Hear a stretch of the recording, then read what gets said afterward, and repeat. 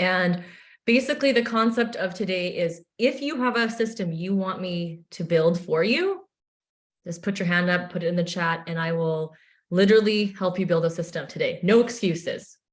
Jen is like me. Okay. Maybe type in the chat what system you want built, because you can have systems for many things: buyers, sellers, marketing, lead generation. And I'll go over that. So as you watch, just let me know. And then we have time built in to make systems, and I will show you my back end for all that you guys want to see. Lead gen, Chime. Rambo, is that actually your name? Anyways, let's just quickly start off with a little bit about me so you know who I am and why am I talking about building systems. So I'm a realtor here in Edmonton, Alberta, Canada. So welcome to all of the Americans that are on the call, but I also see a ton of Canadians. So yay, Canadians represent. And we are here today. I'm talking to you about tech, really, and your systems. And that's my specialty. I'm all about being tech savvy. And I used to be a Tom Ferry coach. I'm an Enneagram business coach. I'm a Real Academy instructor and second generation realtor. So give you context, I build systems because I saw my first generation, my dad, doing great business, but thought, hey, what if you added systems to it? Could you make it better and more efficient? So that's kind of where my headspace came with that. I'm a top producing agent with an assistant team. So keep in mind, all the systems I have were not created in one day. They were layered in year after year after year, because I'm always looking to improve things. So don't get overwhelmed if you're coming from nothing to everything. Just pick one thing. So what we're going to talk about today is what is a system, how to build systems, standards of practice, an agent example, which is like you guys, and Q&A. So if you guys can put in the chat, do you know what a system is, and tell me what it is? I'm waiting for you in the chat. Procedures. Yep. Steps. Repeatable process, automations, something that's, yes, absolutely. You guys are right on the ball. So basically I've put it in here. It's a structure for your business, allows for duplication, leverage, hiring an assistant. So when you're looking to hire an assistant, it's really hard to hire one if you don't have processes in place. And a lot of agents try to say, I'm just going to hire the assistant to create the process. That's so not fair to them, because they may not know real estate at all. And you're expecting them to do the things that you don't even know what needs to be done, right? Systems also a lead source, transaction management, flow in the business. So you could have a system for all things. And then just earlier, Derek and I were in an in-person meeting and they made fun of me having a system for a system. So you can get a little carried away. But hey, when you got things moving in the background for you and you layer things in, it's hard not to enjoy the benefits of having systems. All written down in process, not just in your head. So that's the biggest thing. What is in your head is not a system. Okay, so like realtors are so good at being like, oh, I have a system. Yeah, in your head. If no one else can take it from you. So someone taught me this a long time ago. It is, I don't remember who it was. Basically, if you got hit by a bus the next day, could someone run your business? That's the concept of putting a system in place so that things can still keep running with or without you. So what to build, how to build systems. So first of all, we've got to figure out what are we creating systems for. So I see that some of you guys, I think it's pretty unanimous in terms of lead gen, seller, buyer, business management. It's like all the things, right? I'm going to briefly show you a buyer process that we do, the system, and I'm going to show you a bunch of different systems that I have so that it can give you some ideas. And my hope is that not only do you leave with ideas of how to generate your own systems, I want you to actually implement your systems. That's the style of coaching that I do. It's all about literally leveling up, taking that action. Don't just be like, oh, that was a great class, and then never doing anything with it. So write down all the things you do in your business, like everything, lead generation activities, transaction management, and literally write down, it might seem silly, but if you want, write it on a piece of paper, write it on an Excel spreadsheet, write it on a Trello, whatever it is, write everything down. So let's say you have one list that's like, here's how I generate business for Google pay-per-click ads.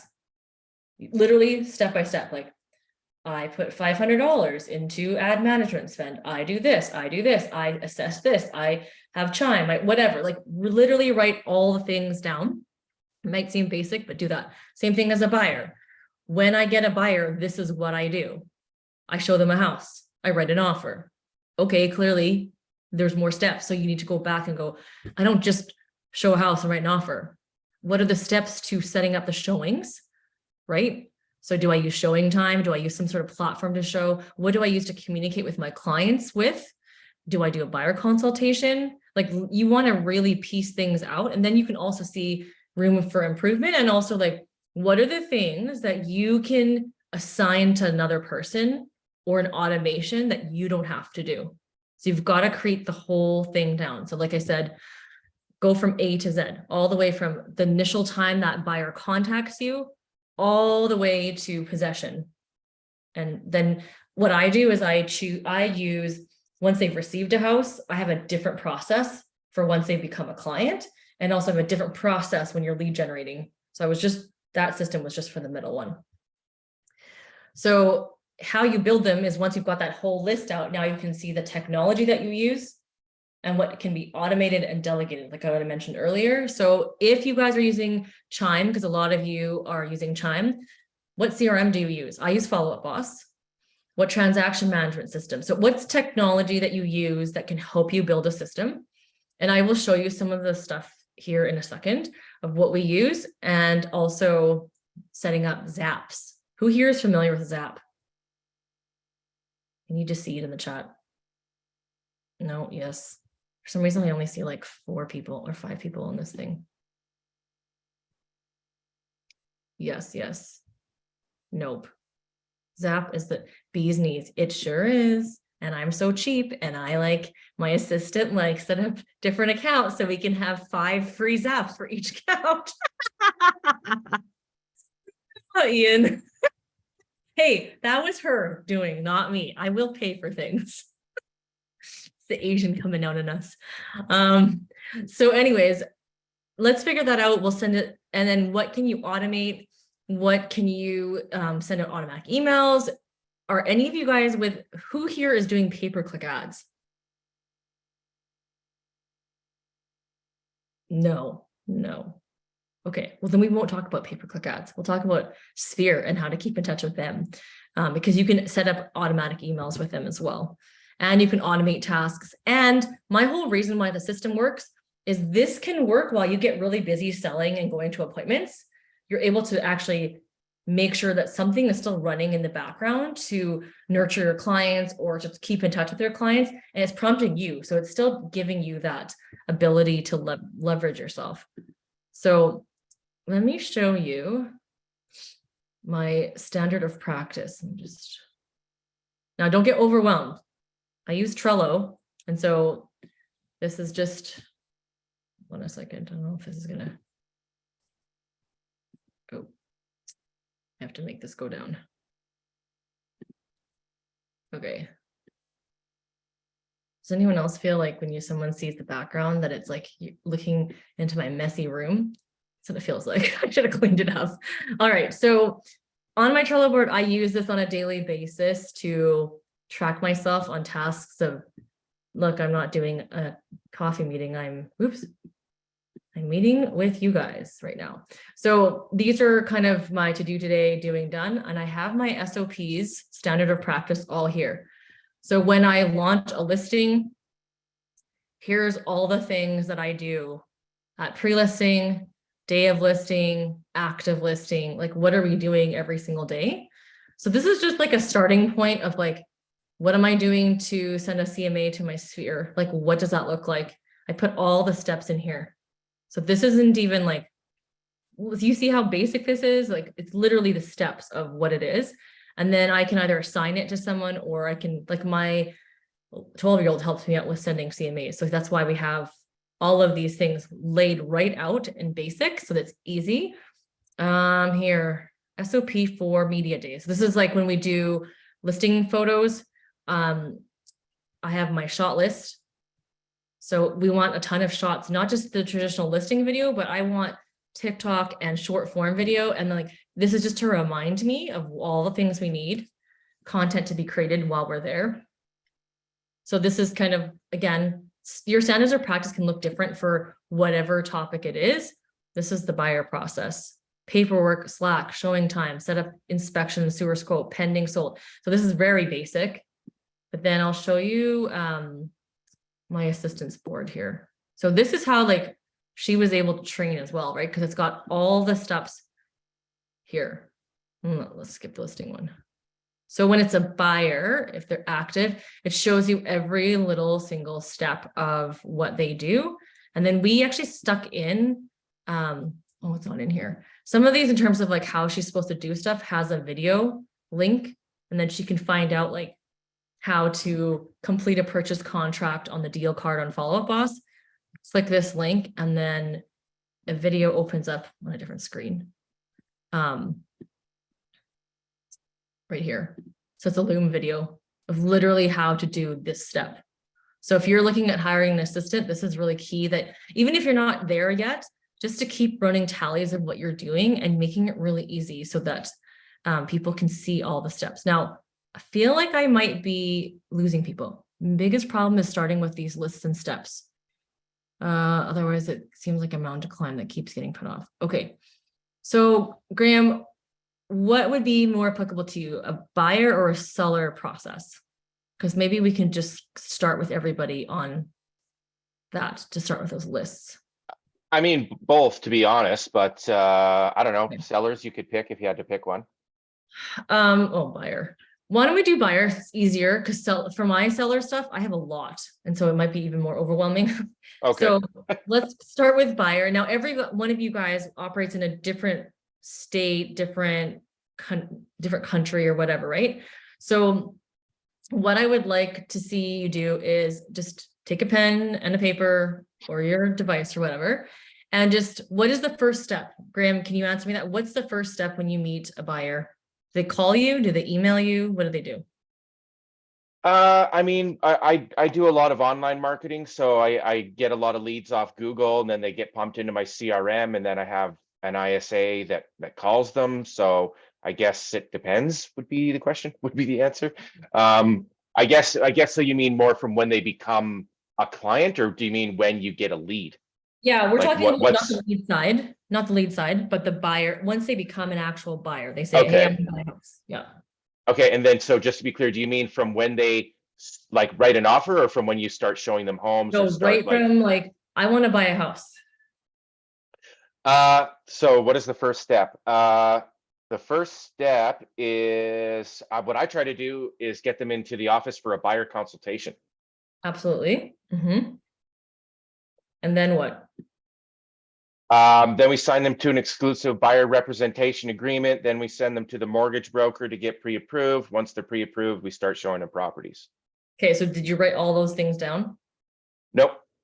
That's all the things. You just listed off like all the things. Now, yeah. Once you put that list down of what you just said, you can literally go back to it and go, okay, am I sending an email at this stage? Am I confirming that? Like, you can then really get granular with like what you're doing and how you can actually do things. Like, I have at one point last year when it was psychotic busy, I had a virtual receptionist answer the phone, and I had given them a script of what they needed to say and do. And then it would get sent off to my mortgage broker. That was my process. My mortgage broker got the pre-approval done. Then she let me know that they are approved, and she would send, I asked her to send my Calendly link to her or to the client after they've been approved to set up a buyer consultation. Once that link actually wasn't a Calendly link, it was a type form. So I'm not sure if you guys are familiar with type form, but then it set up the expectation of like what to expect when working with me. And the type form, I also asked them here, I actually prepared that one also to show you how I do type form, because I wanted to know more about them. So here's the type form. I'm just going to pretend I'm a client. So this is the link that they would get. Let's start. And so we ready to go. And I like type form because it's like really easy to use and it's nice looking. So you see the asterisks, they have to fill it out. Otherwise it won't go through. Just filling it, and it only is one question per thing. And you would also see who's clicked on it and who hasn't clicked on it. Yeah. So this is an optional. They don't have to fill this out. We like to send cool stuff on occasion. What's the best address to send during the day? So you put an address there. How did you initially hear about it? To me, this is super important because sometimes I forget to ask the client where they even came from. So depending on which option they choose, they get certain different next results, right? So I'm already a client. It's going to skip over a bunch of stuff. Referral from a mortgage broker. It's going to skip the pre-approved mortgage question. Referral from out-of-town agent, referral from a friend, YouTube, online search, and social media. They're all going to have kind of similar type things. So see here, I right away, I'm like, stop. Now, if you didn't choose this, oh crap, that did not work. I wanted to go back. I just realized you just have to push. Yeah, you just have to scroll up and down. If you click like I'm already a client, do you see it got a different result? But if I do YouTube, it's like, hey, I have expectations. Oh, tell me. And then now I start to set up expectations. To me, this is super important part of my process, even before I meet with them, to make sure they're still my kind of people that I want to work with. And so I broke this all down. And it's like, yeah, that's me. And then, are you willing to keep us in loop? So this, again, this is me wanting to keep in touch with them. The communication is up. If they say yes or no, they're going to get different, responses. So here it says, tell me who your pre-approval is with. If I said no, it skips over to this and it says, hey, just have her reach out to me. And then this is the fun part I like to do. What's your motivation on moving? So I made up a whole bunch of different things, like I want to build a new home.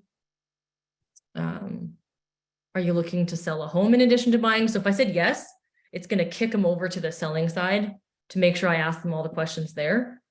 And then what's on your wish list? So this is kind of like a preliminary, because guess what? When you meet with them for a buyer consult and you talk about all these things, it just makes them feel heard, because they've been like, you've kind of already done, you don't need to go through all of it again.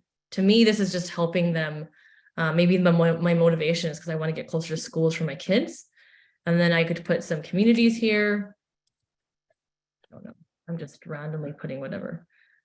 My tech stack is already pretty hefty, and my software, subscriptions and stuff per month is like really expensive. So I'm pretty familiar with Typeform, but I'm just curious, how much is this per month?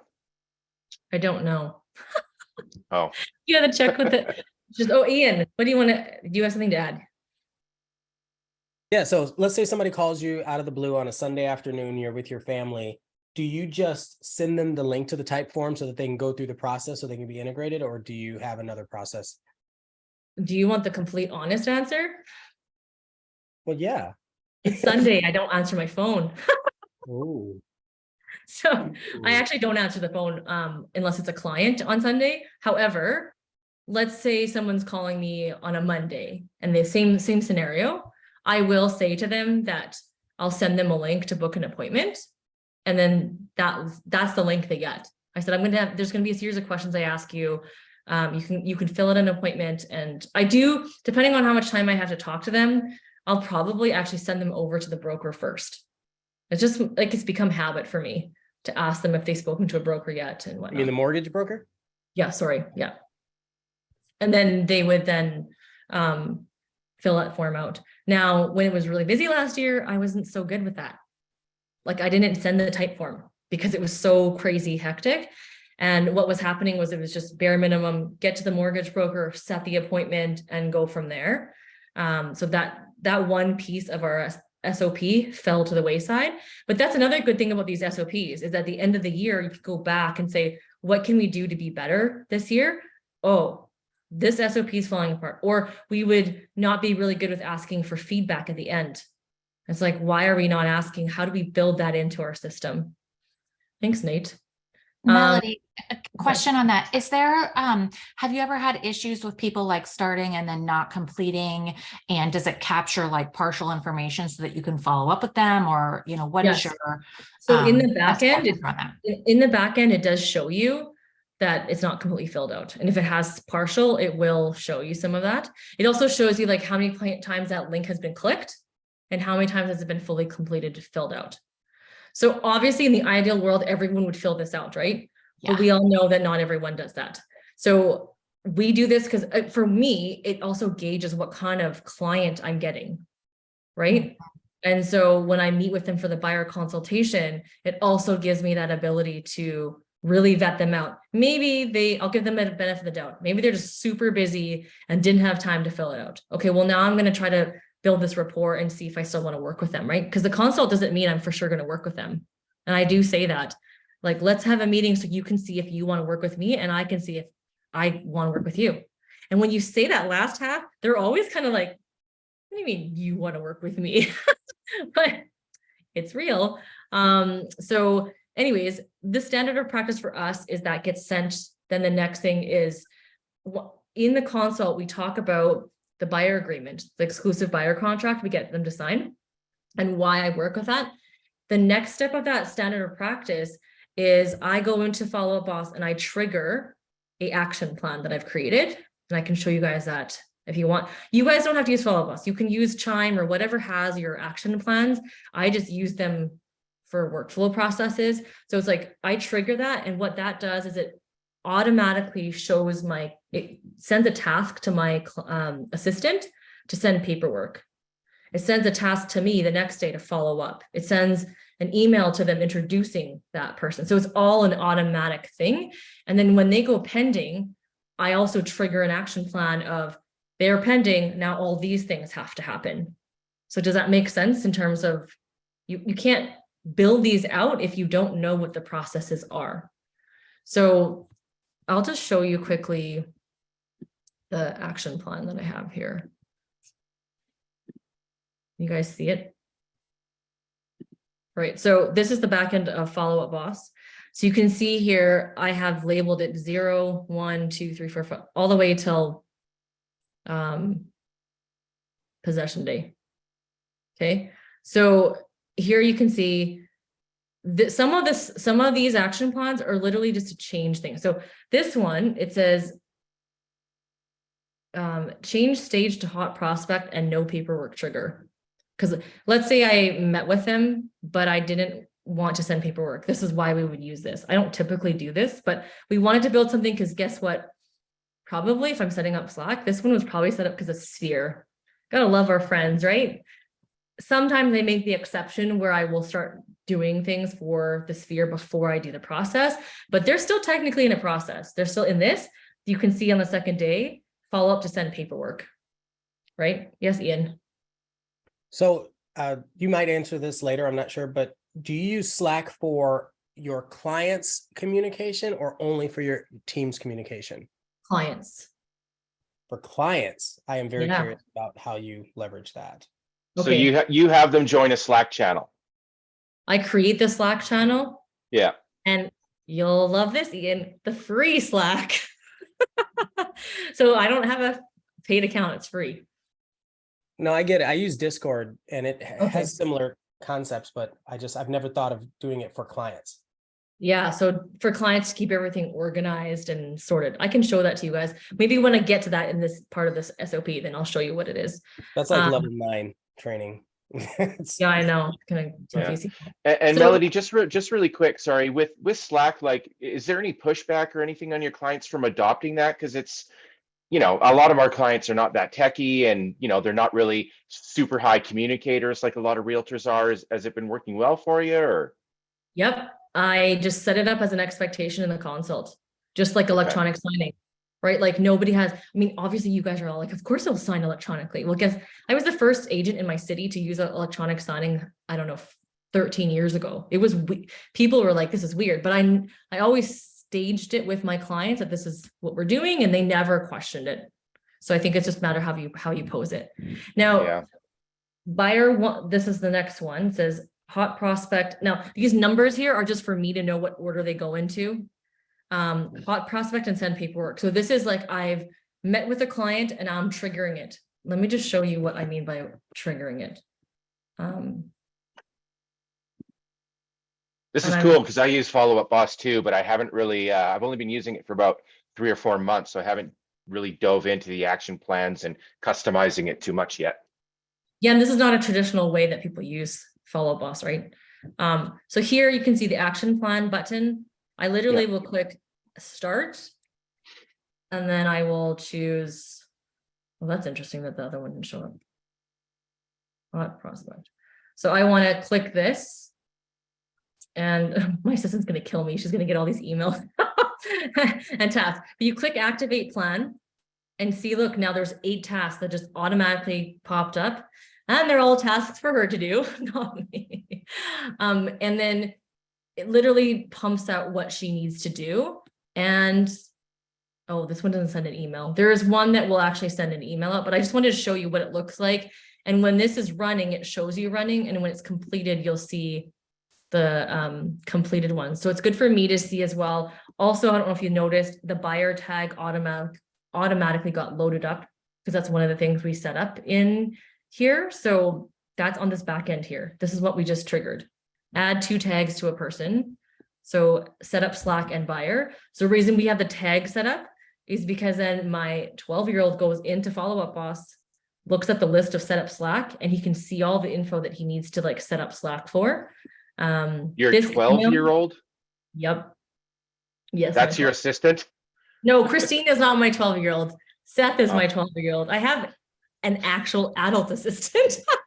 Thing is, he's probably already familiar with Discord anyway, and Slack is the same thing. Yes. Yeah. You give me a great idea. My son is 2 years old, but he's pretty techie already, so I'm going to get him on this. 2 might be. So I started my kids at 10. So my 15-year-old, nice. He's been editing my videos since he was 10. But I'm a big proponent on putting your kids where they're gifted. The 12-year-old is Mr. Detail orientated. He's best for this. My creative kid, no way. Like I love it. So many things in there.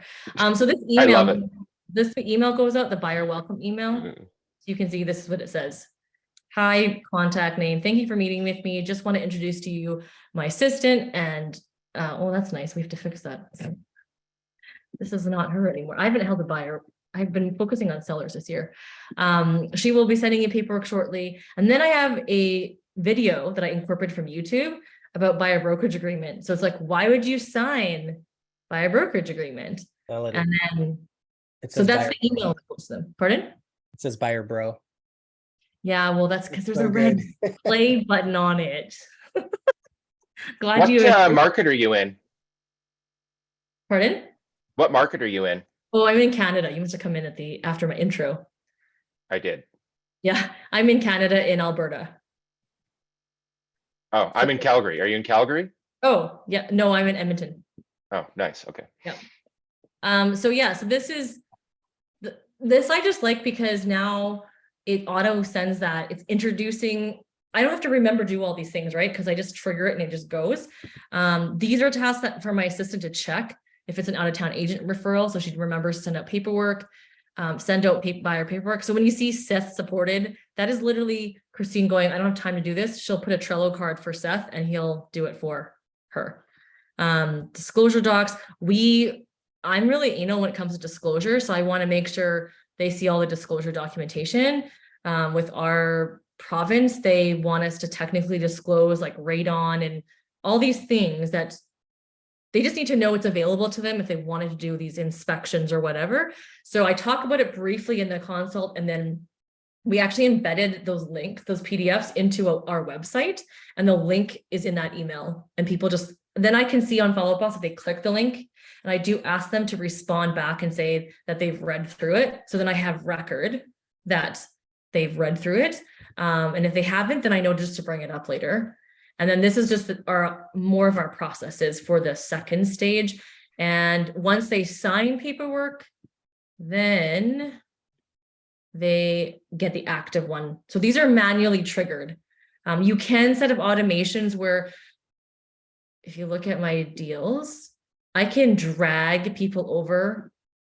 I'm not going to do it now because it'll literally it'll make things happen. But like when you click things and drag it over, it'll actually like trigger action plans. So you can get quite automated when it comes to that. Ian, what's up? Oh, I forgot what I was going. I think I was going to ask if you have to manually trigger, or do you like to manually trigger so that you're aware of what's happening in the process? Technically, you always have to manually trigger, because whether it's dragging that card over or putting a tag on or setting the action plan, technically that's manual, right? Like you got to do something. And I do like that, because I'm not going to trigger something if they haven't signed paperwork yet.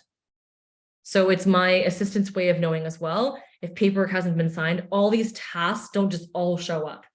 Because if I set her up on all 50 tasks that had to get set up, it gets lost and it gets really overwhelming for an assistant to see all those tasks, even for yourself to see all those tasks. So it's nice to go, here's all the tasks that have to get done at this stage.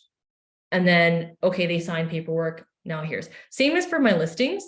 We created a new action plan called like, once the price has been determined or once the photos have been received, then here's these things.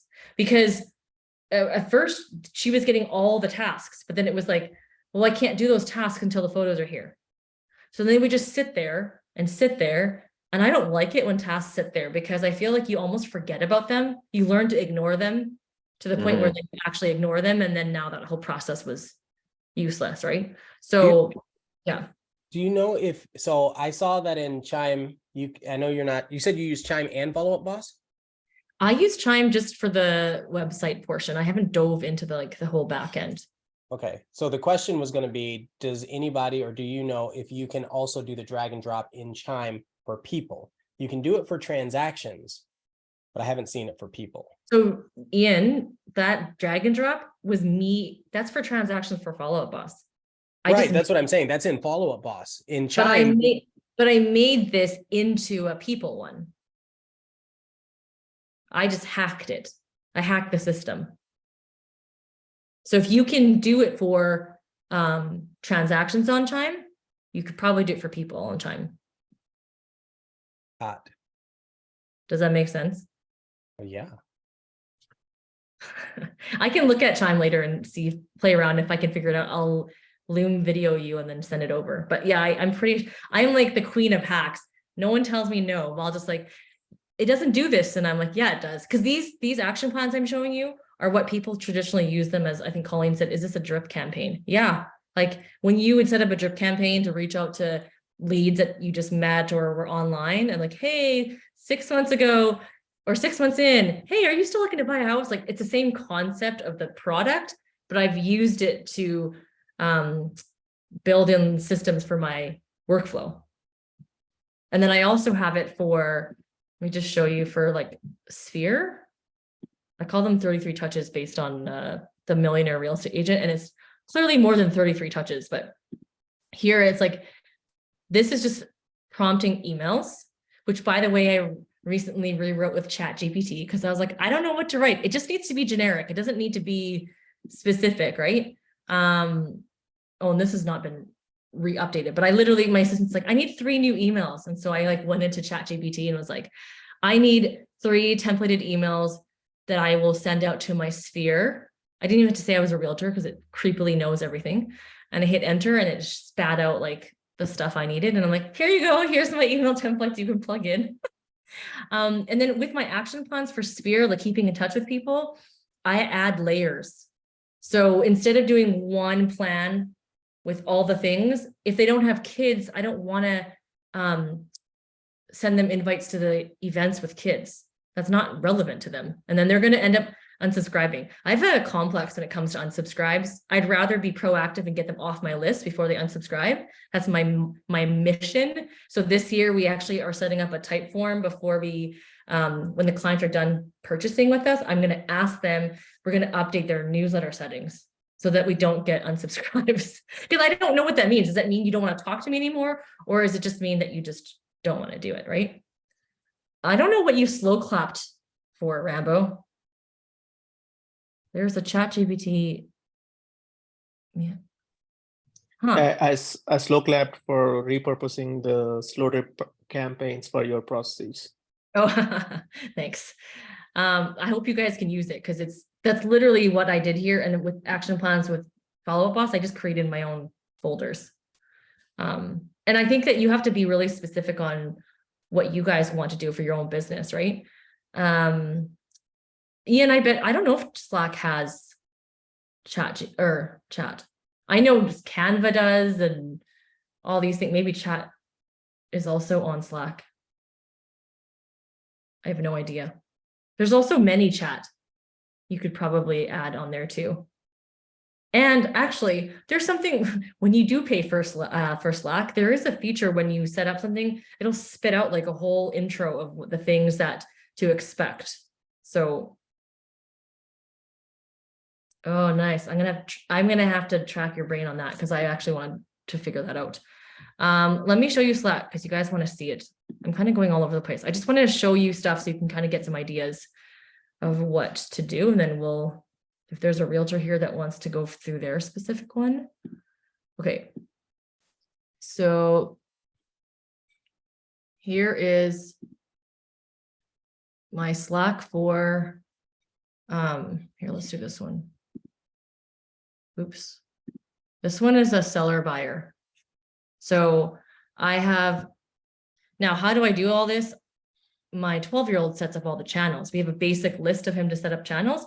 When the client is interested in a property, so I'll put links in here. I don't actually auto email them because I actually want to look at the emails or the houses, because sometimes when you set up an auto search, it still doesn't pick out the things you know your client wouldn't want. So I don't want to even bother sending them stuff they don't want.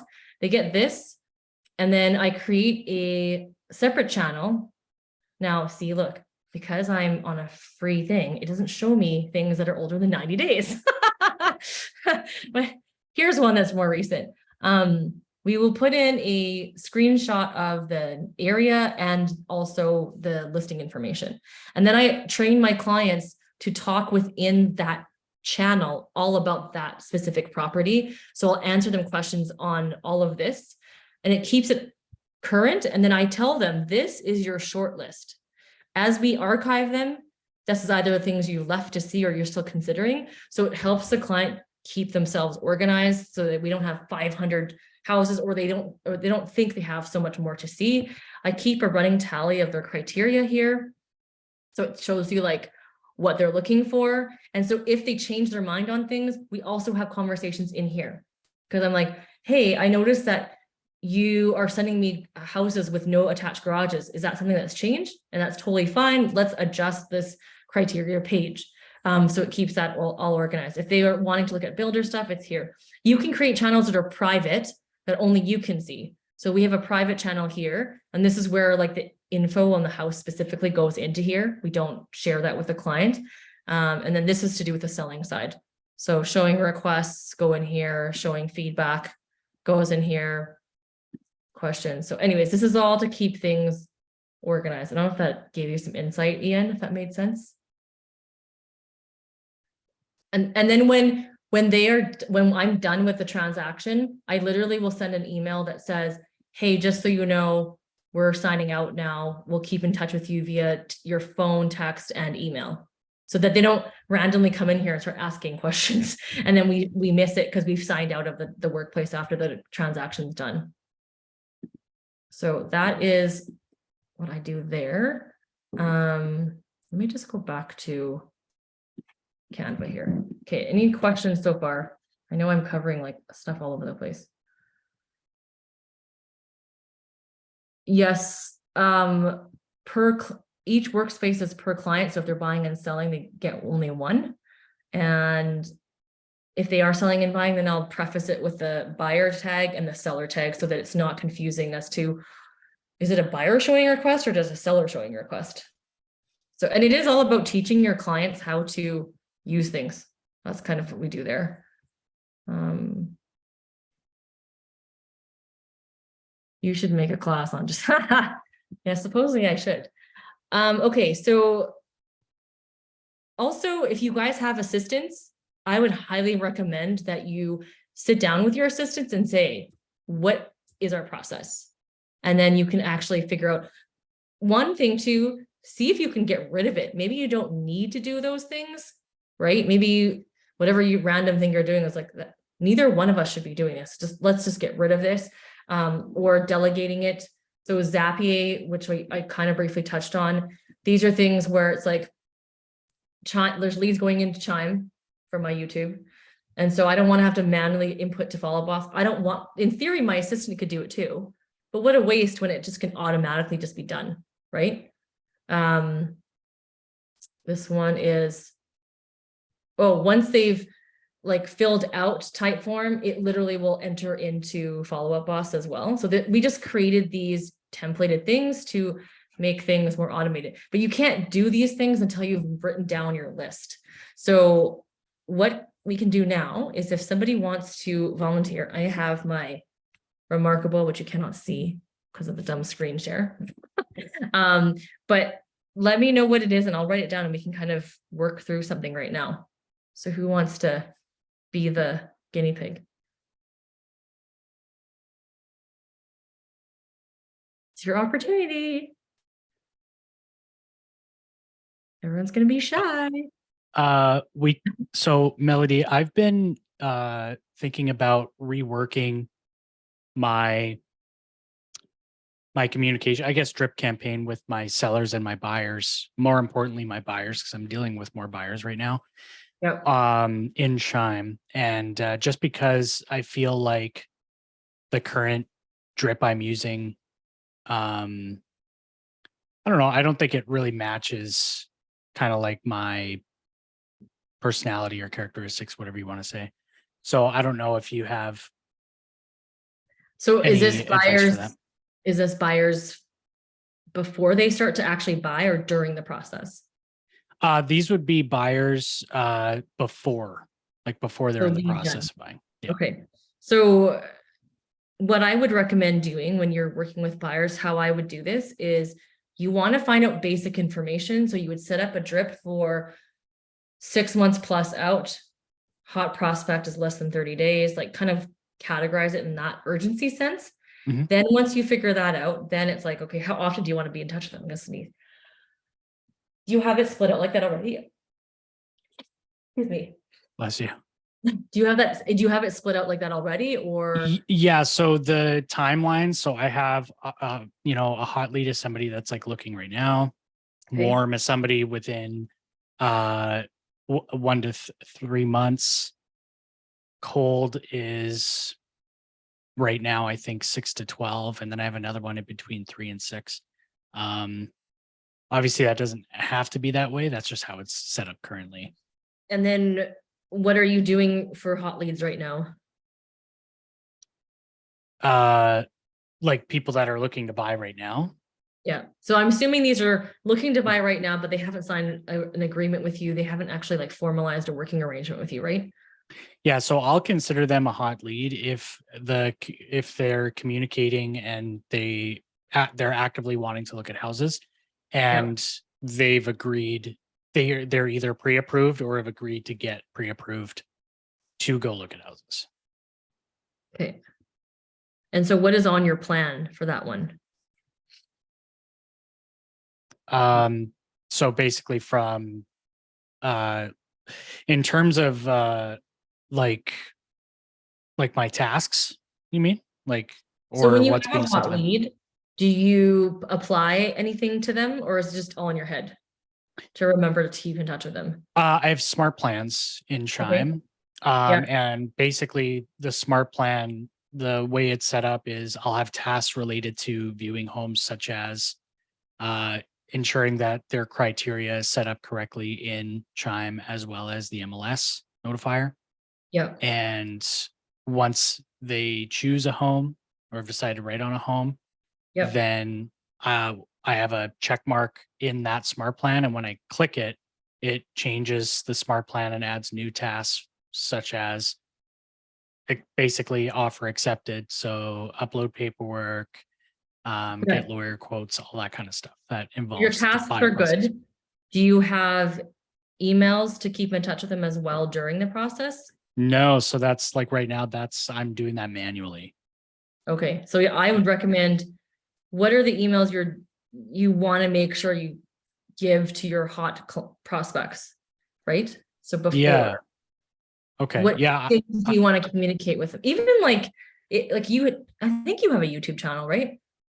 Yeah, it's basically I in that particular process, like if they're a hot lead, I want to start giving them more resources. Because I have resources available for them that I send manually, but it definitely would make it easier and better if there was a system in place that just automatically gave them those resources, whether it's a buyer guide, a list of recommended lawyers, inspectors, that kind of thing. So, and I would say to add it in your existing smart plan that you already set up. Okay. That you would put an email in there. Now, I don't know if it allows you to send attachments, because I don't think Follow Up Boss lets us do it. You can do videos, like embedded videos. You don't have to do YouTube videos. They can also be just like video clips as well, or JPEG images. So I would look at, in the hot lead side, if you're wanting to provide them, I would do something that's like, that talks a bit about how you'd like to help them and sending them things of value. So even like these ones that are later out, like 6 to 12 month, 3 to 6 month out, if you know the communities are interested in, like sending that out. Now, that obviously can't completely be automated, but you should add a task for those ones. Send community information for 6 to 12 months, or send houses. And I'm reading Phil Jones's what exactly to say for real estate agents. I don't know if this is for you, but here's a list of houses between 300 to 400,000. Or I don't know if this is for you, but here's a list of sold properties in the last 90 days in this neighborhood. So you can kind of incorporate that into your emails. Because I definitely would, because you'll remember it when it's slow.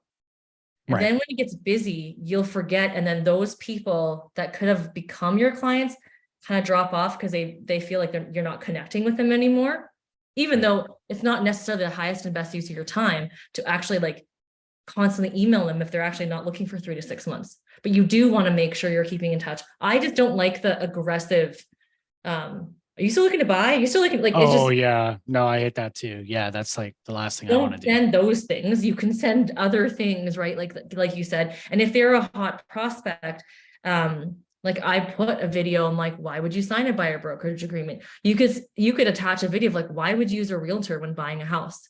Now you have content for your YouTube channel, and then you might as well just embed it into your email as well, right? And now you have content for your Instagram because you can splice it out and go, why would you use a realtor if you're a buyer? Doesn't it cost me money? So like you put that hook into the email, and then those buyers are going to look at it that way too, right? Yeah, that's a great idea. I would put more conversion type hooky things into your hot lead stuff to just give them FOMO and to give them like the need and the want to actually like meet with you and hire you as an agent, as their agent. That's great advice. That's awesome. Okay. Glad it was helpful. Rambo says, I'm a new agent. What processes should I prioritize? I would recommend don't waste too much time on the process of buyer and seller, but you should have a basic, this is what I'm going to do, because it's also your selling feature. So how are you going to write all the steps out as a buyer and seller? Plus, if you don't know the process, this is a great time to actually collab with all these real agents and be like, what do I do here at this stage? Because it's better for you to ask this now than when you're actually in it, right? So if you don't know what happens next, this is a great opportunity now to figure it out. Spend not too much time on that side and spend more time on the lead generation nurturing side. But you need to have a basic buyer seller side because you want to know, here's what I do, here's what's happening, and here's how I'm different. Here's what value I'm providing to you as a buyer and a seller agent, because that's actually going to help you get the clients and you'll be able to do that. So that's would be my advice. And then your next thing that you should do is 100% taking care of your existing clients in your sphere. That to me is like key, because that's where you're going to get your business from, is like the 30, my version of 33 touches. Like, what are you guys doing for your sphere? I have a class called Fall in Love with Your Database Again and 10 extra referrals, because a lot of people aren't doing systems when it comes to sphere. Randomly, they're like, oh, I have money this year, I'm going to throw an event. And then next year you don't do it because you're so busy. And then 3 years pass, me like, I haven't even done a client event. Or, oh, someone did that for Valentine's Day, I'm going to do that now. So there's no consistency when you don't have a system. And for us, it's like clockwork every single year, Easter egg hunt, Santa photos, CMAs, like it's all automatic. And that's part of having a system, is like making sure you're providing that consistency. So I don't know, Rambo, if that helps.